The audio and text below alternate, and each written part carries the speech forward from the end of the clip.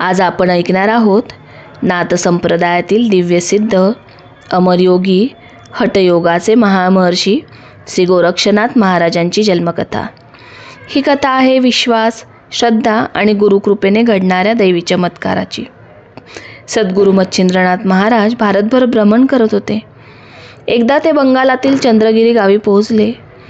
त्याच गावात सर्वोपदयाळ वशिष्ठ गोत्री, धर्मपरायण आणि त्यांची पत्नी सरस्वती, रूपवती, सद्गुणी पण दुःखी, कारण तिला अपत्य नव्हते। मच्छिंद्रनाथ त्या घरासमोर उभे राहिले आणि म्हणाले, अलख निरंजन, भिक्षा द्या। सरस्वतीबाई बाहेर आल्या। तिने त्यांना आसन दिले, भिक्षा दिली आणि आपल्या दुःखाची कहाणी सांगितली। महाराज, मला संतती नाही, काय उपाय असेल तर सांगा। ती त्यांच्या चरणी कोसळली। गुरूंचे हृदय करुणेने भरून आले। मच्छिंद्रनाथांनी सूर्यमंत्राने विभूती मंत्रून तिला भस्म दिले आणि म्हणाले, हे भस्म नुसतं भस्म नाही, हे हरिनारायण स्वरूप सूर्यतत्व आहे। रात्री निसताना खा, तुझ्या उदरी तेजस्वी पुत्र येईल। 12व्या वर्षी मी स्वतः येऊन त्याला उपदेश देईल। सरस्वती आनंदाने भरली। तिने भस्म पदरात बांधले। सरस्वती शेजारणींकडे गेली। तिने आनंदाने सांगितले, मलाही मुलगा होणार। नाथांनी आशीर्वाद दिला। पण शेजारणी हसू लागल्या। अगं मूर्ख, धुळीने कुठे मुलं होतात? या शब्दांनी तिच्या मनात शंका निर्माण झाली, श्रद्धा ढासळली आणि तिने ते पवित्र भस्म गायीच्या शेणाच्या उकिरड्यात टाकून दिले। 12 वर्षे लोटली। मच्छिंद्रनाथ पुन्हा चंद्रगिरी गावात आले। ते त्या घरासमोर उभे राहिले।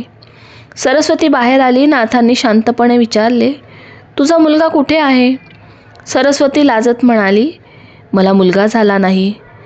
आपण जो भस्म दिला होता तो मी वापरला नाही। नाथ म्हणाले, खोटे बोलू नकोस, मी तुला सूर्यतेज दिले होते, ते कुठे टाकलेस? सरस्वती रडू लागली, महाराज, मी ते शेणाच्या गोठ्यात टाकले। नाथ थोडे क्रोधित झाले, पण करुणा जास्त होती। सरस्वतीने ठिकाण दाखवले। गुरूंनी जमिनीकडे पाहिले। त्यांनी जोरात पुकारले, हे प्रतापवंता हरिनारायणा, जर तू गौऱ्यात असलास तर बाहेर ये। आणि अचानक शेणाच्या ढिगाऱ्यातून आवाज आला, गुरुराया, मी येथे आहे। ढीग मोठा आहे, मला बाहेर काढा। ही दैवी घटना पाहून सरस्वती थरथरली। नाथांनी खाच उकरली आणि तिथून बाहेर आला तेजस्वी सूर्यप्रकाशासारखा दीप्तिमान बालक। गुरूंच्या नजरेत प्रेम आणि गौरव। मच्छिंद्रनाथ म्हणाले, गौऱ्यातून जन्म झाल्याने तुझे नाव गोरक्ष असेल।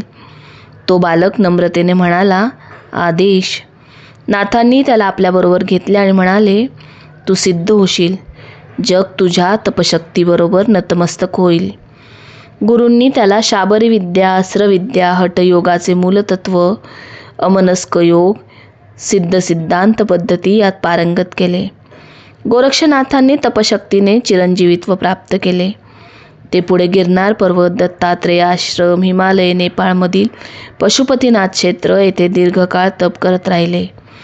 गोरखपूर येथील भव्य मंदिर आजही त्यांच्या शक्तीने प्रकाशित आहे।